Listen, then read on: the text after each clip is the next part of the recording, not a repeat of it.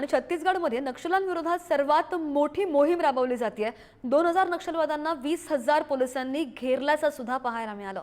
नक्षलवाद्यांविरोधात सर्वात मोठा surgical strike झालाय आणि बिजापूर जिल्ह्याच्या कर्रेगट्टाच्या जंगलात पोलीस आणि नक्षलवाद्यांमध्ये मोठी चकमक झाली। 2 दिवसांपासून हेलिकॉप्टरमधून हा गोळीबार करण्यात येतोय, तर मोठ्या संख्येने नक्षली मारले गेले असल्याची शक्यता सुद्धा वर्तवली जाते। महाराष्ट्र, छत्तीसगड आणि तेलंगणा राज्यामधील जवानांची संयुक्त कारवाई आहे। छत्तीसगडच्या बिजापूर जिल्ह्यातील कर्रेगट्टाच्या जंगलात पोलिसांनी एक खूप मोठे ऑपरेशन राबविलेले आहे। हजारोच्या संख्येने पोलीस जवान जे आहेत ते नक्षलविरोधी अभियान राबवत आहेत।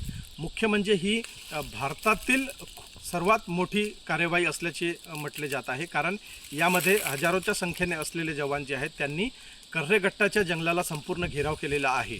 मुख्य म्हणजे मागील 3 दिवसापासून सुरू असलेल्या या चकमकीमध्ये आतापर्यंत 5 नक्षल्यांचे मृतदेह जे आहेत ते पोलीस विभागाने हस्तगत केलेले असून आता अजूनसुद्धा यामध्ये खूप मोठे नक्षली मोठ्या संख्येत मारले गेले असल्याची माहिती प्राप्त झालेली आहे।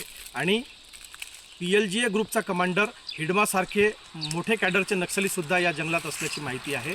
कारण आता काही दिवसापूर्वी नक्षल्यांनी असं पत्रक काढला होता की कर्रेगट्टाच्या जंगलामध्ये कुठल्याही नागरिकांनी जाऊ नये, कारण त्या ठिकाणी ठिकठिकाणी ॲम्बुश लावलेले आहे। आणि त्याच अनुषंगाने पोलिसांनीही आता एक संयुक्तपणे कार्यवाही जी केलेली आहे त्यामध्ये छत्तीसगड, महाराष्ट्र आणि तेलंगणाच्या पोलिसांचा समावेश असून आता मागील 3 दिवसापासून सुरू असलेली ही चकमक आता समोर सुद्धा अजून 2 दिवस चालू शकते अशी जी आहे माहिती आपल्याला प्राप्त झालेली आहे। संपूर्ण क्षेत्रात जे आहे ते नाकेबंदी करण्यात आलेली आहे, सर्वांची तपासणी करण्यात येत आहे व हा आता भारतातला सर्वात मोठा ऑपरेशन ठरण्याची शक्यता नाकारता येत नाही, कारण एवढ्या मोठ्या संख्येत नक्षलविरोधी अभियान राबवत असताना जवान जे आहेत ते पहिल्यांदा मैदानात उतरले असल्याचे आपल्याला दिसून येत आहे। बुडारी न्यूजसाठी आशिष अग्रवाल, गडचिरोली।